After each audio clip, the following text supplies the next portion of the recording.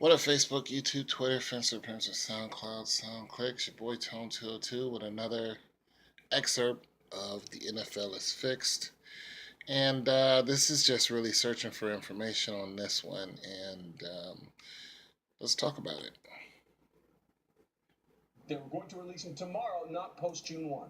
Well, they can release him tomorrow and Tony designate Romo. him a post June 1 cap casualty, but they cannot do that until tomorrow. And if they do designate him the June 1st cap casualty, post June 1, which I would expect, it would be $10.7 million against the Cowboys cap this year, $8.9 million against their cap next year. But the bottom line Against the cap. Tony Romo is going to be set free from Dallas on Thursday afternoon once the league year begins at 4 o'clock Eastern. He will become a free agent, just like Peyton Manning was a free agent. He will be able to visit teams, talk to new employers potentially, and make his decision. Now, he wants to go out and see other opportunities. He's played his entire career in one place, has never really spent time with other teams. This will be his opportunity to step back into the spotlight, to see what other organizations have to offer, to see which coaching staff he wants to work with, to see which offensive system he wants to play in. And of course, we start, I think, with Denver and Houston. All right. Denver and Houston. Denver Broncos. Houston. Whew. All right. I really want to know what you guys think about this. When you look at some of the history on Tony Romo, he was touted to be this great quarterback that never happened. You know what? Tony Romo he kind of reminds me of an Alex Smith. You know, he's in between an Alex Smith and a Matthew Stafford, but he's touted to be a Drew Brees. You know what I mean? He's not a Drew Brees. You know what I mean? He's better than Matthew Stafford ish, but his average seems to be, along that line. Uh, and he's not as good as Alex Smith, but nonetheless, he's more popular than Alex Smith. There's a problem here. And the problem is basically because Tony Romo was a franchise quarterback with a high-powered team. It's the team that was attractive. It wasn't Tony Romo. Tony Romo was somebody who was made up to be a superstar. This is just my opinion. Some people can come on here and you can start giving me facts and numbers, and I am so okay with that because you're bringing information to the conversation. Nonetheless, he was just never great to me. You know what I mean? But he was fashioned to be great ever since high school, and never turned out that way. He was made a rock star, superstar, pretty much. He started dating famous women, yada yada yada, but he never turned out to be what I thought he was supposed to be. And as far as a franchise is concerned, I've said this over and over. This is not the 80s. This is not even the 90s. They're like franchise quarterbacks, franchise players, period, are pretty going away of the dodo bird. You know what I mean? Even though they pay them all this money, when the Fitz hits the shan, they will bounce you up out of there and and pretty much the money that they're losing, which he said it's $7 million this year, it's $8 million next year.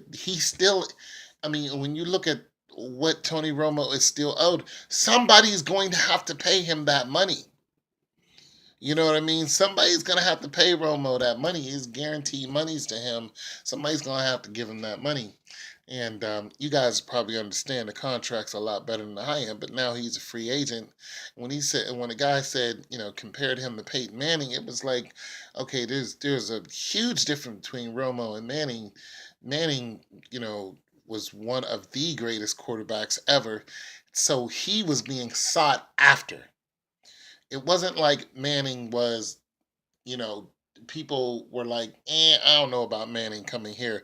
People were going after Manning too. Manning was injured and he bounced back from that injury and, went from the Colts to the Broncos and did his thing and, ended up on top or, when he closed out his career. As far as Romo going to the Broncos, shoot, I don't even know who's playing for the Broncos right now. Uh, I can actually see that happening for one big reason because Romo is a superstar. He's made up to be this superstar. And the Broncos have had that superstar power for, shoot, a decade or more. You know what I mean? It didn't start with Manning. You know what I'm saying? It started with Elway, who is running, pretty much the whole show over there, kind of ish. So I think it's just another chess piece that's going to be moved around. And I mean, they're already telling us pretty much what's going to happen. He's going to go to the Broncos. And they're going to fit him in to that chess piece, to that, on that chessboard, right where he can look like something he's not. He goes to the Broncos, he's going to win a Super Bowl before he leaves. Point blank. You guys heard it here first. I'm telling you right now. If Romo goes to the Broncos, he will win. And then maybe some of you will actually start believing me when I say that the games are fixed. If Romo goes to the Broncos, he will win a Super Bowl. It will be a forced win. Point blank, because they put so much money into him. And when I say they, I don't mean just the Cowboys. I mean the system itself. They look, people. They're looking for another great quarterback. When I say they, I mean the system. I don't mean a particular team, a particular GM, some head coach out there. I mean, they need somebody to take over the dynasty of the people who are leaving the game, who just age is just taking, boom, they're getting old. They can no longer do this anymore. When you look at Tom Brady, who's next? I've talked about this before. Who's next? People say Andrew Luck. I'm like, I'm not mad about that choice, Andrew Luck. But when you look at the Colts and you think,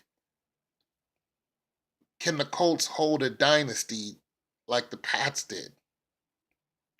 See, can the Colts do that? Can the Colts hold on to a dynasty like the Broncos have? Listen, the Broncos have been to the Super Bowl twice within the last 5 years. So they have a formula over there, and it's working for them. When they get when they're not going to put a rookie into that leadership position and then bring that rookie up. What they're going to do is they're going to bring that rookie behind somebody who's already been in the system. And I'm telling you, this is all just it's all smoke and mirrors. Romo's probably going to go to the Broncos, and that's just going to be that. If he doesn't, I don't mind eating my words. I really don't mind because I'm not vested into this. I have no emotional investment into this. It's all a guessing game to me. It's all a game of chess. So I'm okay if somebody, you're wrong. He went here. I'm okay with that. I just I don't have nothing into this. Pittsburgh was my team, but I haven't watched a game of football in years. I just don't have no love into this system. So it's all me speculating that this is gonna happen, this is gonna happen, and a lot of times I'm right. Okay. So I'm just saying. I'm just saying right now, it just would not surprise me if the Broncos go back to the Super Bowl within the next 3 years and then Tony Romo ends up with a ring. I can see that now. I can see that, and I'm just wondering how many other people can see that. with me. And when it happens, somebody's going to get on my channel and they're going to realize that I may not be all the way right, but there is a method to my madness. There is some things that I'm saying that's right. And you can go to other channels and pick up what they're saying and look at the history of when they said it and then it coming to fruition without so much guesstimation. They're actually putting formula behind it, not so much gematria, but they're saying this could happen, this could happen, this could happen because of these steps. I told you guys in a couple of my other videos, if you listen to the rhythm of the game, if you watch the rhythm of the game and then listen to some of my videos, I'm talking about picking up the pattern of winning the Super Bowl, of of winning over more fans. This is so much deeper than just a football game. Listen, Tony Romo, I talked about this when I talked about the running backs. Who's popular, who's not? Who's going out there and getting that ad revenue and making the game more popular, making more people want to see them? JJ Watt, he is popular, he is attractive because he's out there in he's doing a lot of things outside of the NFL. He is a very a financially attractive individual who brings eyeballs to the game. You know what I'm saying?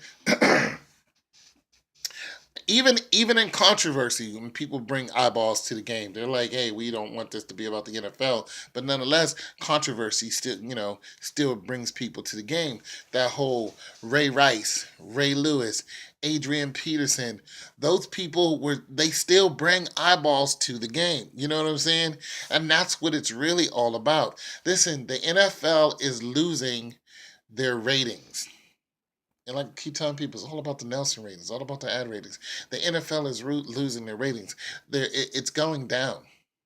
They have to have people in positions to keep the game attractive.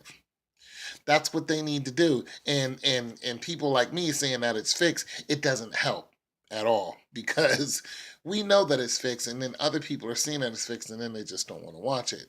But nonetheless, we keep telling people if you're gonna watch it, just have fun watching it. Don't watch it. Don't invest in it, and don't have emotional investments in it. Don't be like the lady from Atlanta who was on her knees. Oh my God! I mean, where's that lady right now? Probably in her at home enjoying her life. Like, get over it. It's not that serious. So, I'm telling you guys, he's gonna go to the Broncos. Tony Romo is gonna go to the Broncos. It's what I think. And in a couple years, he's going to end up winning a Super Bowl. And then you guys might believe me that the NFL is fixed. It's your boy Tone 202.